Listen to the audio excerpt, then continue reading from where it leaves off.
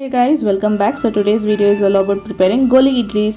So ಈಗ ಒಂದು non stick ಪ್ಯಾನಿಗೆ ನಾನಿಲ್ಲಿ 1 ಲೋಟದಷ್ಟು ನೀರು, 1 ಸ್ಪೂನ್ ತುಪ್ಪ ಹಾಗೂ 2 ಸ್ಪೂನ್ಸ್ ಆಫ್ ಜೀರಿಗೆ ಹಾಕೊಂಡು ಇದು ಕುದಿ ಬಂದಮೇಲೆ ನಾನು 1 ಕಪ್ ಅಷ್ಟು ರೈಸ್ ಫ್ಲಾರ್ ಅಕ್ಕಿ ಹಿಟ್ಟು ಇಟ್ಕೊಂಡು ನೀಟಾಗಿ ಕಲಿಸ್ಕೊತಾ ಇದ್ದೀನಿ. ಉಪ್ಪು ಹಾಕೊಂಡು ಮರಿಬೇಡಿ, ನಾನಿಲ್ಲಿ ಮರ್ತೋಗಿದ್ದೆ ಬಟ್ ಆಮೇಲೆ ಆ್ಯಡ್ ಮಾಡಿದೆ ನಾನು.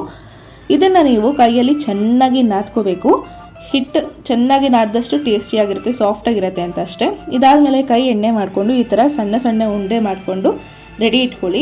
ಈಗ ಇದಾದಮೇಲೆ ಅದೇ ಪ್ಯಾನಿಗೆ ಮತ್ತೆ ನೀರು ಹಾಕಿ ಸ್ಟ್ಯಾಂಡ್ ಇಟ್ಬಿಟ್ಟು ಈ ಥರ ಮಾಡಿದಂತಹ ಉಂಡೆಗಳನ್ನ ಒಂದು 3 to 4 ಮಿನಿಟ್ಸ್ ಹಬೆಯಲ್ಲಿ ಮತ್ತೆ ಬೇಯಿಸ್ಕೋಬೇಕಾಗತ್ತೆ ಅಷ್ಟೇ. ಇವಾಗ ರೆಡಿ ಇದೆ. ಈಗ ಇದಕ್ಕೆ ನಾವು ಒಗ್ಗರಣೆ ಮಾಡಬೇಕು. ಈಗ ಅದೇ ಪ್ಯಾನಿಗೆ ನಾನಿಲ್ಲಿ ಎಣ್ಣೆ, ಸಾಸಿವೆ, ಉದ್ದಿನಬೇಳೆ, ಕಡಲೆಬೇಳೆ, ಕರಿಬೇವು ಹಾಗೂ ಬ್ಯಾಡಗಿ ಮೆಣಸಿನ್ಕಾಯಿ ಯೂಸ್ ಮಾಡಿದ್ದೀನಿ. ನೀವು ನಾರ್ಮಲ್ ಗ್ರೀನ್ ಚಿಲ್ಲೀಸ್ ಆದರೂ ಯೂಸ್ ಮಾಡ್ಕೋಬೋದು.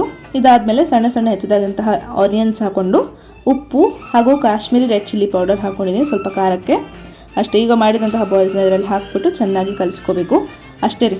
ಸಿಂಪಲ್ ರೆಸಿಪಿ, ಮಕ್ಕಳು ಇಷ್ಟಪಡ್ತಾರೆ. ಟ್ರೈ ಮಾಡಿ ಹೇಗೆ ಬಂತು ಅಂತ ಮಿಸ್ ಮಾಡಿದೆ ನನಗೆ ಕಮೆಂಟ್ ಸೆಕ್ಷನಲ್ಲಿ ತಿಳಿಸ್ಕೊಡಿ. ಆ್ಯಂಡ್ ಲಾಸ್ಟ್ಲಿ ಕೊರಿಯಾಂಡರ್ ಲೀವ್ಸ್ನ ಸ್ಪ್ರಿಂಕಲ್ ಮಾಡಿ. That's it. Bye bye.